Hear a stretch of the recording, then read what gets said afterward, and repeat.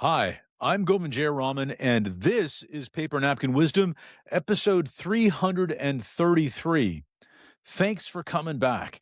As you settle into this moment, you might notice how often the most meaningful changes in life don't start with a grand plan.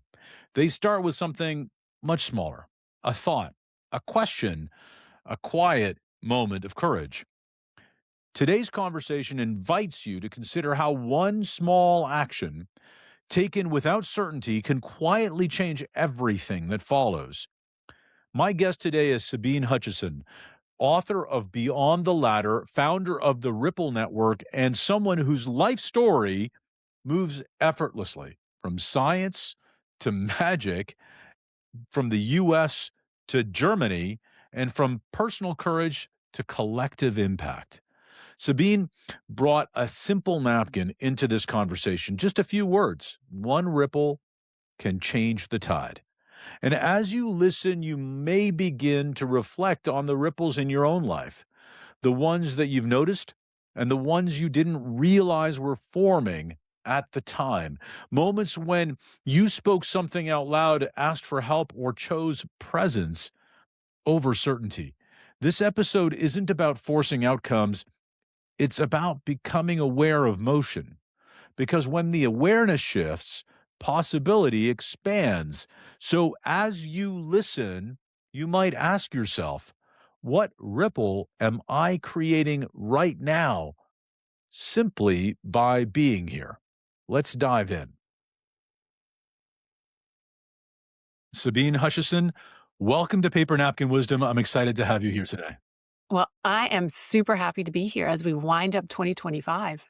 Yeah, that's I think right. that So for one anybody of the well, listening, maybe not for you, but for me, one of the last recordings for the year. this is going to be my last recording of the year, so it's momentous. We can say Happy New It Year is, for yeah. everybody listening. We're recording this on December 30th, 2025, so it's going to be my last podcast of the year, and what a wonderful way to spend it with you. I Yeah, said thanks. you're in Hamburg, and I my am. father spent some time there, coming out of India before his master's.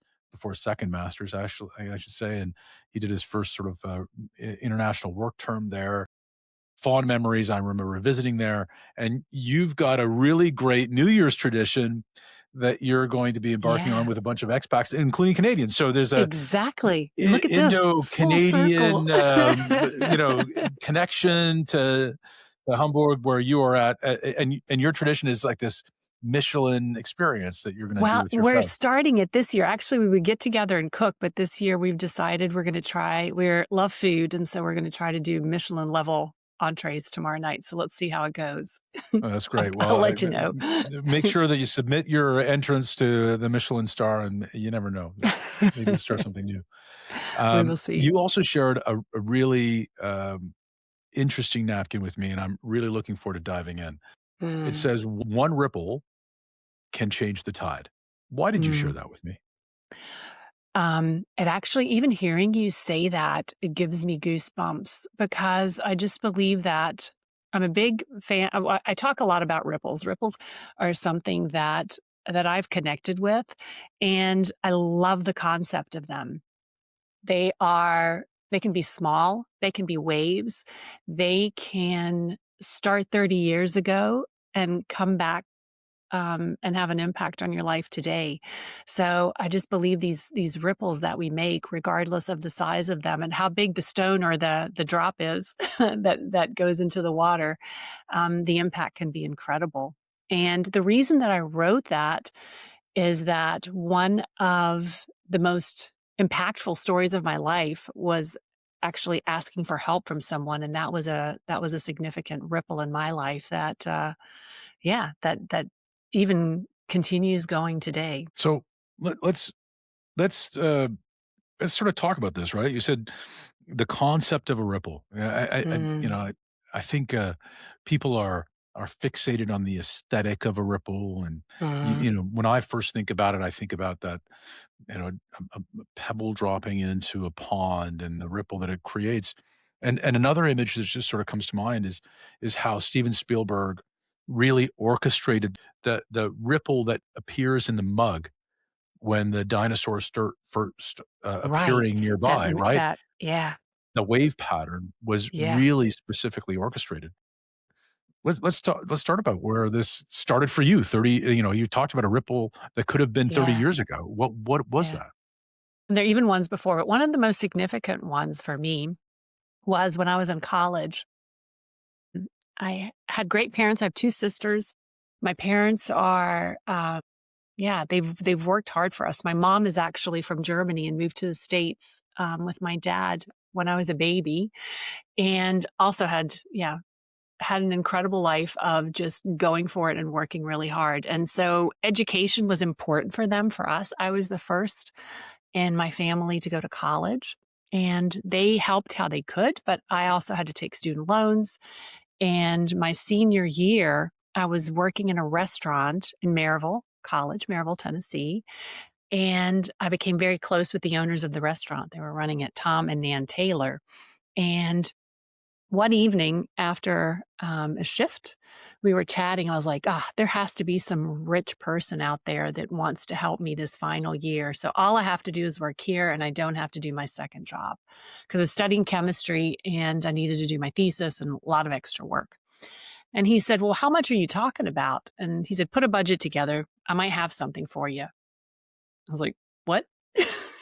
That was one of these grandiose ideas that you toss out there, one of those little stones. And it came back and had a huge impact on me because he actually did find someone that supported me my senior year in college financially. And, it wasn't a huge amount, but it allowed me to only work one job and to really enjoy my senior year. And that experience actually inspired me. I took a course to do a TED Talk, and this coming back. I took a course to do a TED Talk, and that is kind of one of the key stories in my TED Talk that I did.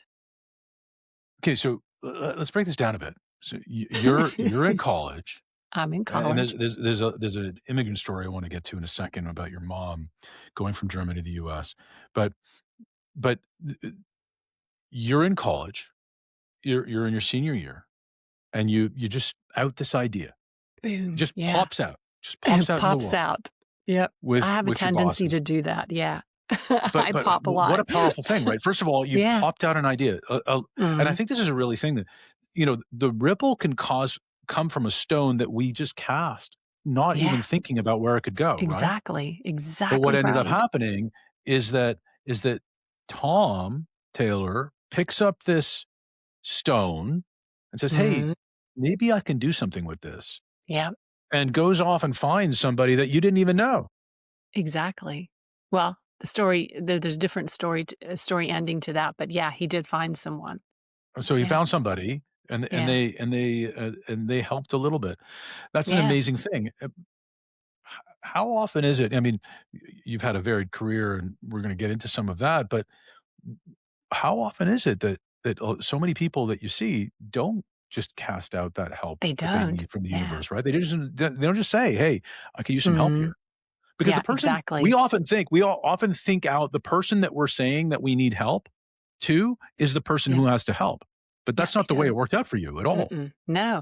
And it doesn't, and I think that this has been such a big ripple for me in that it's taught me to throw out those grandiose ideas, and I do that regularly. So I talk about things because I believe, and it's instilled this way of being with me. And when I encourage other people to talk about what your dreams are and what you want, because even if the person that you're talking to may not have a solution or an idea or a connection, they may talk to someone else and then that may come back to you. So I think so often we hold these ideas that we have or dreams that we have so close and we don't let them out. And that can really, yeah, like it's like that's like stagnant water. The ripples don't flow with that. That just becomes stagnant. And and that's one of the things that I really encourage people is to talk about ideas and to be crazy with them sometimes too. Maybe they won't lead to anything or maybe they won't lead anything next week, but you don't know what's going to happen in months or years or what the impact is going to be. So I encourage think that that's one of the things that I've really learned and that I've done, and it's helped me so much in my career, even moving to another country and asking for help and, asking for things where people are like, "I can't believe you even talk about this," but things have been impactful, and I've had positive experiences because of that. Yeah, one of the things that's also this idea of the ripple is really important. Casting of the stone is really important because it's not just the size of the stone that impacts the Mm, size of the ripple, right? It's yeah. the trajectory, there's a lot of different factors that can come to play. So sometimes we can think of something as being very small, Mhm. but they can be Yeah. very impactful. Can they Huge. not? Exactly. Yeah. It's like sometimes when you're a child, you skip stones and then that can also cause a ripple. But sometimes when you're little too, you get the biggest rock and you throw it in and then that can, there can be significant ones, but oftentimes it's the small things that you share with somebody.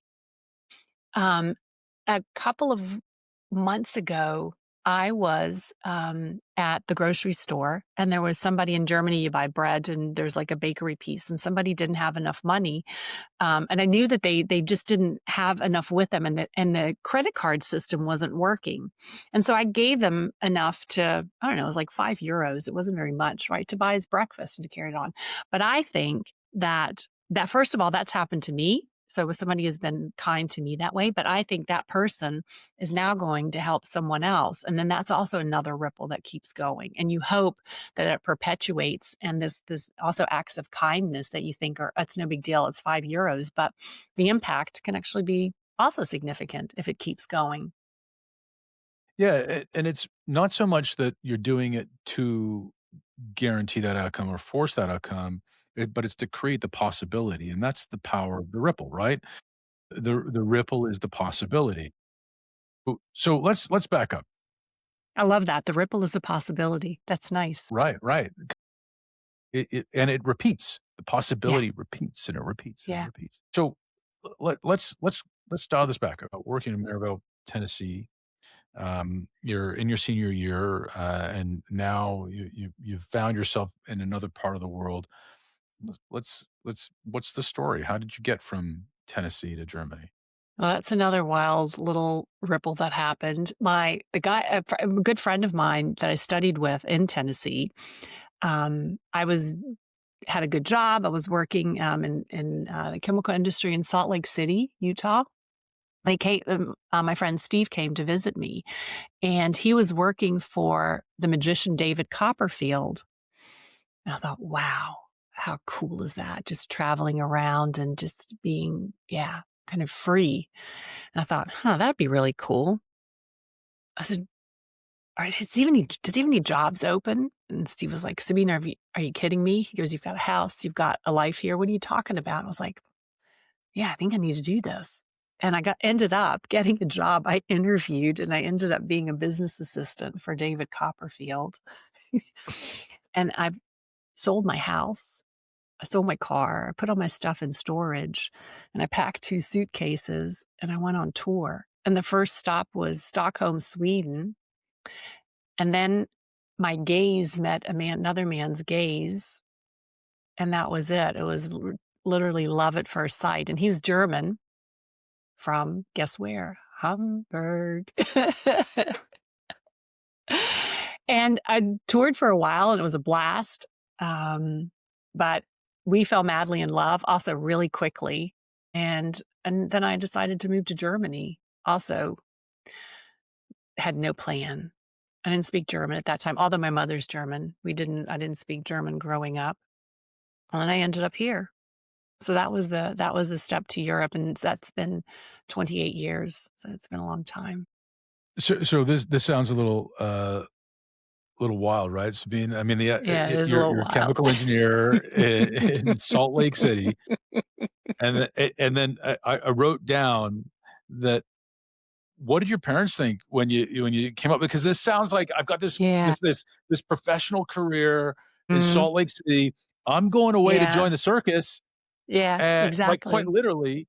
And, Literally. and then not only did you go run away to join the circus, you're running the circus because you're, the Yeah. business manager for David Copperfield. Who if listen, if you don't, if people if people don't understand who David Copperfield is, Google search him because Yeah, he was growing up one of the most entertaining magicians of exactly. our time, right? I mean, he was Yeah. the Harry Houdini of our time, walking Mhm. through the Great Wall of China. Of China, yeah. Um, yeah, all kinds of crazy stunts Yep. that he created and made a generation of people believe in magic Yeah, again, exactly. which is Really really true.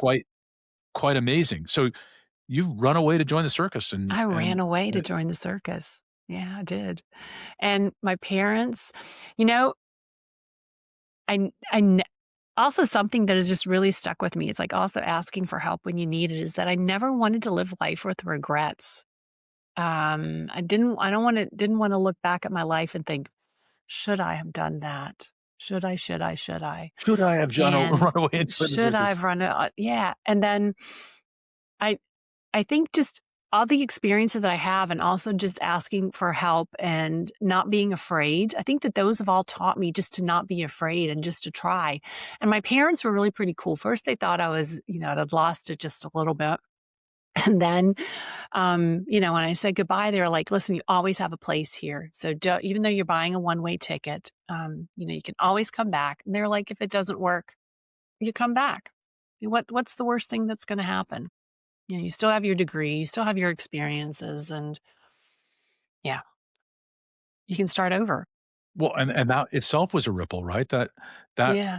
ripple of safety, Have safety. Yeah, that's right. must have carried you Mhm. for some distance because you knew that you had the safety of Yeah, their arms to fall back to absolutely. Yeah. if you needed it. Yep, Did that make a difference to exactly you? right. Yes, it definitely did. And also this sense of, we have one of the other podcasts, one of the other episodes that you had, there was a gentleman that talked about labels. And that really resonated with me as well as how we label things because we can, in a situation like that, if I were to have gone back, this label of being a failure or not succeeded. And I think that that's something that I also encourage people not to do, to not label things that way. So, and my parents didn't label it as if it doesn't work. They were like, you have a place to come to. So, not this idea that I would fail or it would be a negative thing if I were to come back. They just said, we're here. Like you said, open arms. And I think that that's just such an important way and an important message that I received, and that made it for me feel okay. That if Yeah, it, because you can also I mean, one of the things that I remember hearing recently, I've got 3 teenage kids, and one of the things that I do a lot of is update my parenting skills, and one of the things that they talk about is not parenting to the negative, parent to the yeah, positive, right? So, yeah, if things don't work out, no, doesn't matter if they work out or not. doesn't You've matter. always got a place, which is a Yeah, beautiful reframe and a powerful opportunity yeah, in the way we lead, not just at home, but so true. elsewhere. Um, that's really powerful. So you embarked a life of or you lived a life of possibility, which was really inspired by this idea of Yeah. you didn't want to miss out on things, and it took you from science to magic. And how did you blend the two of them after that? Um, After that, Did magic have a role in what you the did ma after that? I don't know, maybe. I felt pretty lucky and magical when I stepped into the world here. Is also I had no idea what I was doing. I didn't speak German. Back then, this was 28 years ago, and this is significantly different than nowadays because German, hardly anyone spoke English back then. Now it's much more common, but back then, really no one did. And I had to try to, go to interviews and try to sell myself. Well, I could say Guten Tag, and that was about it. So selling myself wasn't an option. And and so the magic piece, I think, when I got a first job, a friend of my husband's, my now husband's, introduced me to a lab actually. So I went back into the scientific space. So I started working at a lab in Hamburg. So there was a bit of magic there. because the guy hired me. He actually had done his postdoc in La Jolla, so he spoke a little bit of English, so that was a big relief for me. So, yeah, a little bit of magic dust was That's there right. too. So you went back into science and, um, and followed that for a while, but that's not what you're doing now. Nope, it is a bit now. I started a company with a friend of mine, 13 years ago.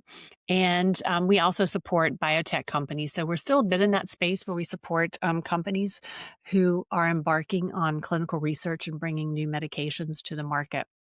But I've also veered off a bit there and I've written a book.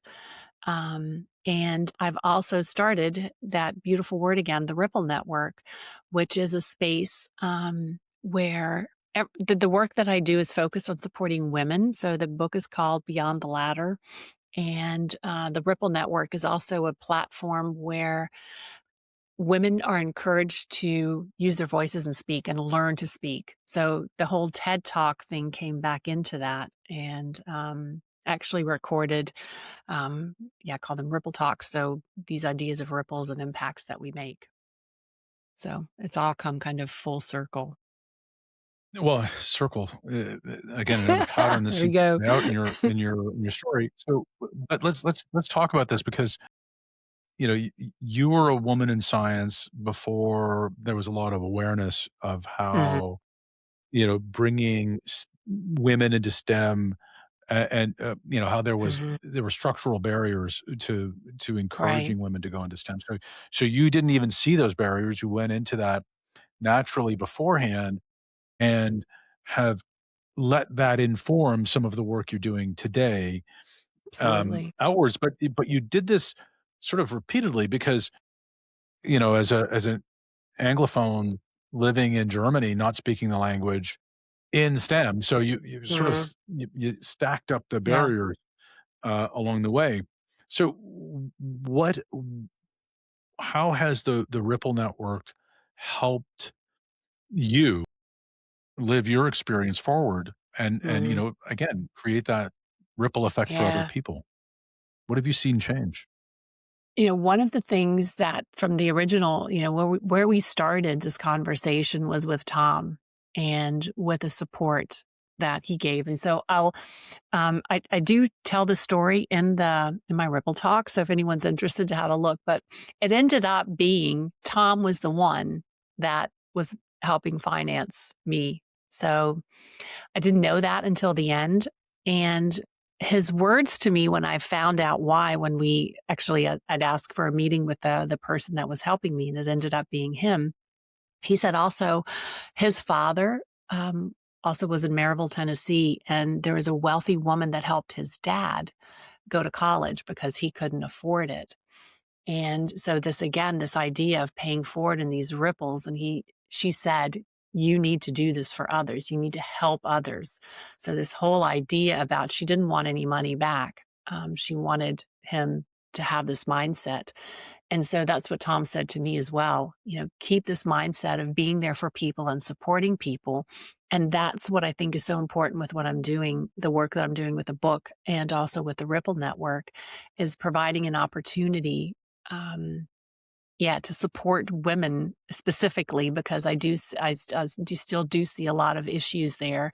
Although, we've come a long way, there's still a long ways to go.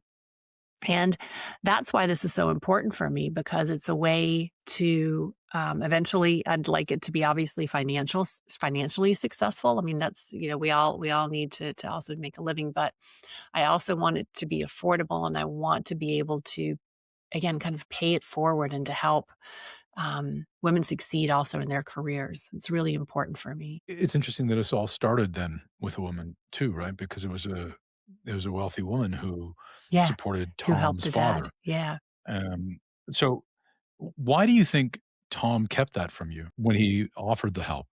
Yeah. Yeah, why did he keep it from me? We didn't even talk. Well, he just said that he didn't, because I was still working for them as well, he didn't want it to have an impact, um, yeah, on our relationship, or he didn't want me to see him at that time differently or to be overly grateful. He just didn't want that. And he wanted it to, again, kind of be under the radar. And I know that he's done things for other people as well. So it just was the way that he wants to give, is that, he doesn't like to necessarily show it publicly or, sing it from the rooftops. One of the things that I'm really struck by in your story is that, obviously there was the ripple that Tom's father received, from the wealthy woman who supported his education, that Mhm. then Tom paid forward, that you're bringing forward as well. Do you think that we all have these ripples around us all the time, and it's something that we need to notice more? Because 'Cause they're happening, Mhm. and They in are your case, happening. you've become very conscious of Yeah. these, and we're telling a story where they happened repeatedly, Mhm. but isn't it possible that they're always happening, and it's They up for are. us to be sensitive enough to see them? Absolutely. I think that that is such a key piece, and I believe too that we we're so bombarded with information, and we rarely find time just to be still with ourselves. And because we have so much happening around us, I believe definitely there are things happening constantly around us, and we don't see it because we're not in tune with it. I'm a big believer of also of intuition and kind of listening to what's happening in your body and what's happening around you.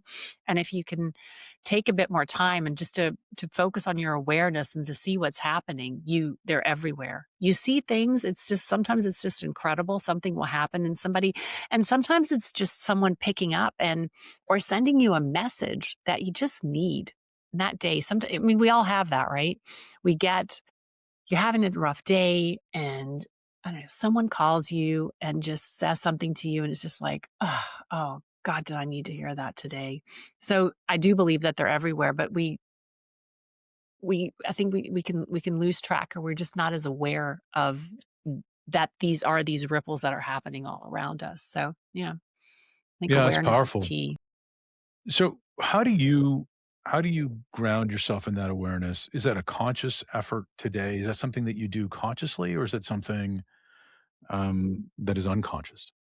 It's a lot of work to get, because you rush.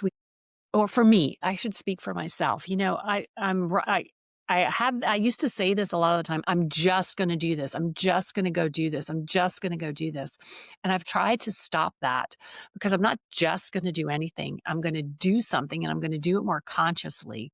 I think because we're such in this race, it feels like a race sometimes that we're in. It's like warp speed that we're in. And I think for me, I've tried to just to slow it down a little bit. I have a notebook that in the mornings I do a little bit of breath work, and I write 2 things down in a notebook, and I try to do it every day. I don't do it every day, but I do it as often as I can, and I write something that I'm grateful for, and I say and there's then I write something that I wanna focus on or my intention for the day, and over the last month, my intention for every day has been be present. Be present in the situations that you're in, be present in the conversations that you're in, be present. And that's how I become more aware and more focused and more in tune with things that are happening around me. But for me, it takes work to do that, and it is a conscious effort. I think it's becoming less conscious. It's becoming a bit more unconscious, but it was a very conscious path there, if that makes sense. Yeah, well, I've been a journalist for, I don't know, a decade plus, and mine is very similarly structured to yours. It's evolved over time, but I notice even if it's one day that I don't get my journaling done in the morning and Mhm. I have to get it in. Like, even if it's Yeah, later in the day, yeah. I need to get to that place where I do that. And for me, one of the great tools has been my Remarkable for that, that it makes it much Yeah, more portable. yeah. So people don't know, it's a digital, or it's a like an iPad, but it's not connected to anything, so you can just take digital notes and handwritten notes and have literally hundreds of Mhm. notebooks in one place. So, that is, even though it's the benefits are unconscious, but Yeah. the effort is conscious. It's It is conscious, something that is every definitely. single day. Yeah. So I wanted to make sure that we talked about this because even for someone who is authored a book about it, who has founded a network to help women understand the value of being in this frame of mind, all of these things are part of your journey, but it's a conscious effort to stay there, Mhm. right? It is an Yeah, important thing, and definitely. if we're not cleaning that lens and staying aware, we're going to miss the ripple that's Mhm. coming for You us, will. Yeah. And then right? they just come washing around, and then you're like, "Hey, wait a minute, why did that happen?"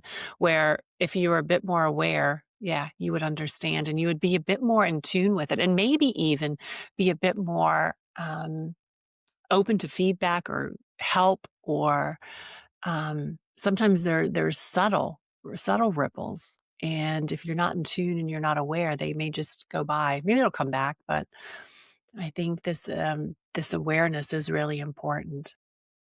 I think it's huge, and let's not let's not skirt past that because I think it's really valuable to have a conversation about. Sometimes when we're standing in the waves, we'll sit there and say, "Why are these waves hitting me? Why is this happening to me?" And it seems like you're very intentional about this is not happening to me. This is happening for me, Yeah. and you use your and you've said this several times. I've heard you use your words very carefully. I believe this is happening for me. I believe that there's a ripple. I believe that this has power. You're attaching meaning to things in a positive, future oriented direction on purpose. And that is an intentional, conscious effort, isn't it? Mm. Yeah, it is. Yeah, Yeah, definitely that's is. great. So, let's talk about the work that you're doing with and for women right now. Why do you think it's even more important now than it's been over the last little while? You spoke very passionately about it, and I want to make sure that we Yeah. talk about. Yeah, I'm a big believer that, if you look at, again, this idea of these ripples, there have been a lot, and it's men too, but there have been a lot of women that have pushed forward for me to be here on this podcast with you. There, have I feel like I stand, and I've said this before too, I'm standing on the shoulders of so many women that have pushed for me to be able to vote, that have pushed for me to be able to open a bank account without having, a man sign for it, or for me to be able to buy a house. And, a lot of these things only happened, I think it was like in the '80s. Was In the some cases, '80s or yeah. the In some cases, '90s? yeah. Yeah, in some countries that women couldn't even still, there was, like, voting in Switzerland, and I've forgotten exactly what it was, but it's not that long ago. I think in the '70s was when the first woman ran in the Boston Marathon, and that's not so long ago. So we've made strides, but we do see things kind of shifting back, with, especially if we talk about diversity, yeah, and inclusion. I think that right now we are taking some steps back. And so I feel if we don't talk about these things and we don't create awareness, that's a dangerous place to be. I did a workshop for some women oncologists a month ago, and one of them told me that she was in an interview to work in a clinic, and the director of the clinic was a gentleman. And he said to her, "Why are we even talking about salary? Doesn't your husband make enough money?"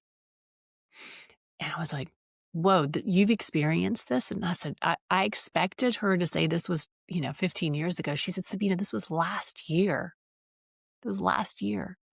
And so that's why I believe that this topic is still so important, because, again, if we stop talking about it, the awareness stops and the movement stops, and we can take too many steps back. And so that's why I believe it's so important, because we don't always hear things. My husband, he comes from it from a perspective where, like, he doesn't think that way. And for him, it's so foreign that conversations like this are happening, but they are still happening. And he wouldn't be aware of it if it wasn't for me. And so that's why we have to keep this dialogue going, because some people, it's just, they're not aware because they're not in the situations to hear these conversations that we struggle with. I think that's why I have to I think it's really powerful. Forge forward. Well, my wife and I recently watched, The Widow Clicquot, which is a Netflix docudrama, diarizing the story of Veuve Clicquot and how it came about, the great champagne, brand, and how it was almost taken away from her during the Napoleonic era because Napoleonic law forbade a woman to own a business. Yeah. And and, uh, and obviously, her methods that she developed in that period of time are essentially the methods used by the champagne industry, um, Today. in Yeah. France and, the sparkling wine industry globally. Yeah. So that it's incredible to really think about how important that is. Um, and your points are really great because in the 60s and 70s, many of these rights became entrenched in the United States and Mhm. elsewhere around the world, um, including in Canada. The civil codes really Mhm. being changed in the 60s to remove the rights of discrimination around gender. Yeah. So women couldn't own property, and it would be okay to say, "No, you can't own this because you're a woman." Right. Um, and it took women elevating women, and it's great that you bring that up. One thing that I even noticed, in our podcast here is that there was a time when, I needed to think about, "Oh, I need to have some women on because Mm. it's a Yeah. bunch of guys that are coming on the podcast all the Mhm. time." Yeah. And now I find that that's not the case. That there it's very naturally, much more even between men and women as guests. And I think having female voices on the podcast is really important because perspective is when you change the way you look at the world you look at changes. Yeah. And I can guarantee that I don't see the world the same way that you did, for a Yeah. variety of reasons. And having that Right. diversity of perspective is really important to learning. So I think all of those things are very true. Um, but doesn't that also, to a certain degree, put us in a position where we can feel a little, uh, um, relaxed about it? And by Mhm. being relaxed, we tend downhill back Exactly. to old habits, and I think that's Exactly. sort of what That's you the were key. intimating, Mhm. I think. Yeah, exactly right.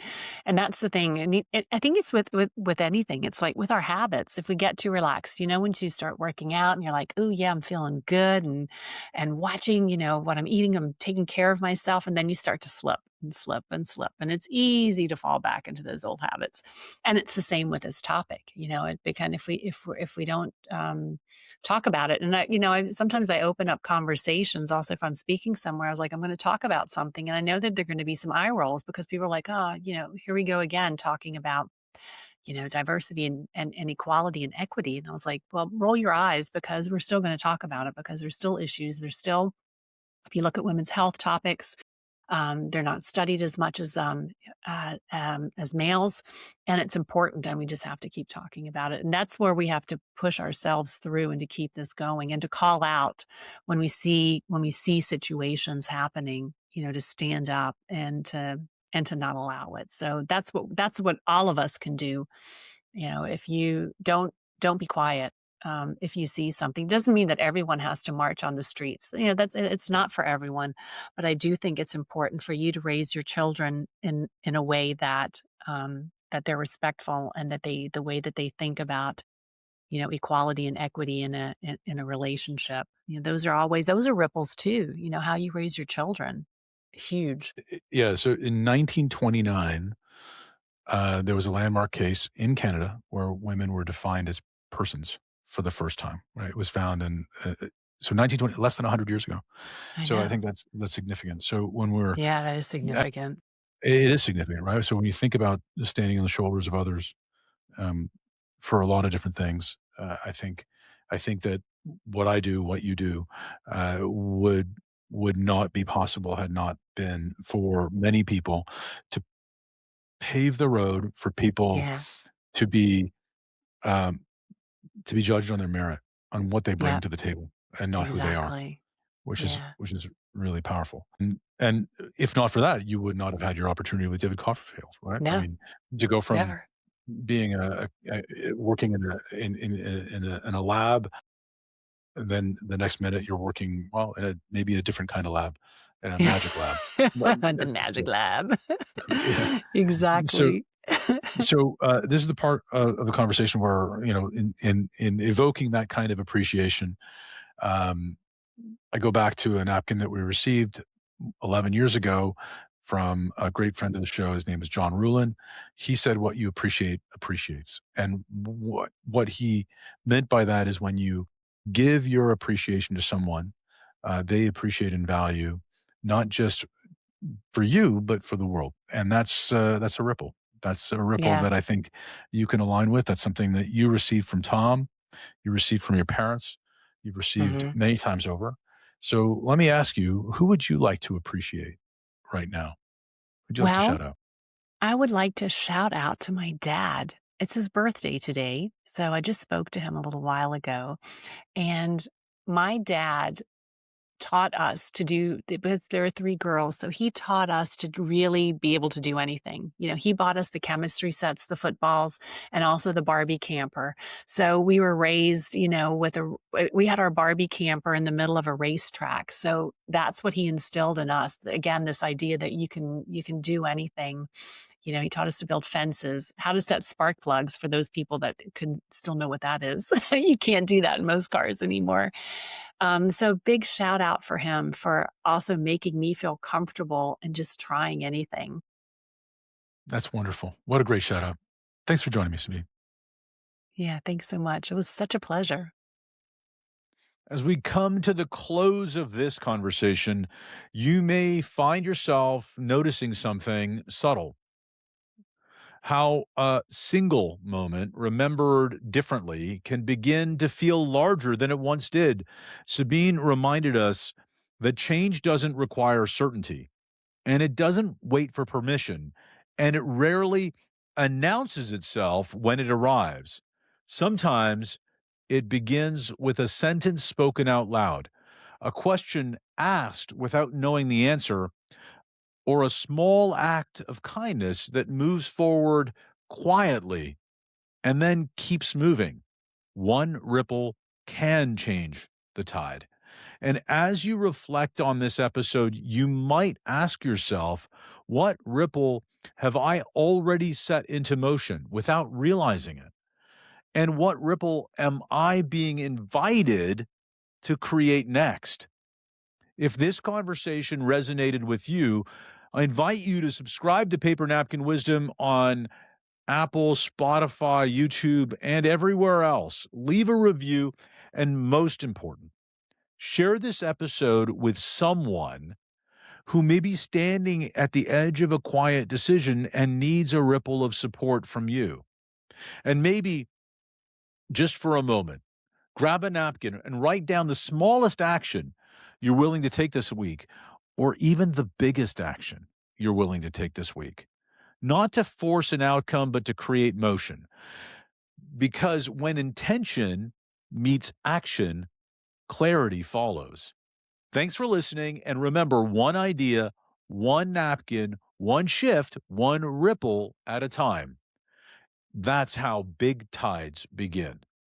Make it a great day.